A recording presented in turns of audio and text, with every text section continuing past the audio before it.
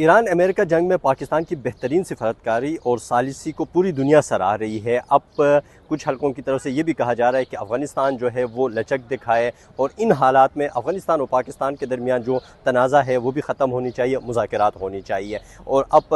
چین میں پاکستان اور افغانستان کے درمیان جو مذاکرات ہوئے تھے اس کے کچھ مثبت اشارے بھی ملے ہیں، اور چین کے وزارت خارجہ کی جانب سے جو اعلامیہ جاری ہوا تھا اس کے مطابق دونوں ممالک کے درمیان جو تنازع ہے دونوں ممالک کے درمیان اس میں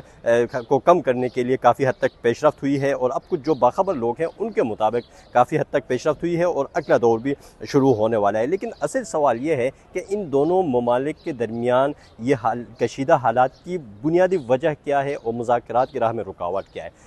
یہی آج جاننے کی ہم نے کوشش کی۔ ہم نے مختلف جو تجزیہ کار ہیں، جو سرکاری حکام ہیں، جو مختلف قسم کے لوگ ہیں جو اس چیز افغان جو امور ہے اس سے وابستہ ہیں یا ان کو دیکھتے ہیں، ان سے ہم نے بات کی۔ ان کے مطابق جو سب سے بڑا ایشو ہے وہ ہے TTP، جو UN کی طرف سے بین جو کالعدم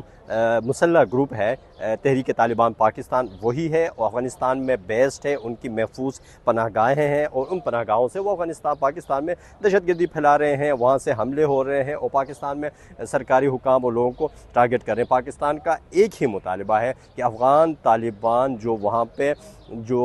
ان کی پشپناہی کر رہی ہے مبینہ طور پر، اس کی پشپناہی ختم کرے اور پاکستان کے خلاف افغان جو سرزمین استعمال ہو رہی ہے اس کو روک لے۔ اس ایشو کے اوپر جو افغان طالبان حکومت ہے اس میں بھی دو رائے ہے، اس میں تقسیم ہے۔ ایک گروپ یہ ہے کہ ان کا خیال ہے کہ افغان طالبان جو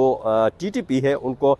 فیور نہیں کرنا چاہیے، چونکہ اب افغان طالبان حکومت میں ہے، حکومت میں آنے کے بعد کسی ایک گروپ کے لیے ملک کے ساتھ، کسی ملک کے ساتھ یا پڑوسی کے ساتھ ان کے ساتھ تنازع کرنا یہ ان کی حکومت کے لیے درست نہیں ہے۔ لیکن تاہم ایک گروپ ایسا بھی ہے جو ان کے مطابق TTP جو ہے ان کا اتحادی اور نظریاتی جہادی سازی ہے، اس کے خلاف ایکشن نہیں ہونا چاہیے، اس کو سپورٹ کرنا چاہیے۔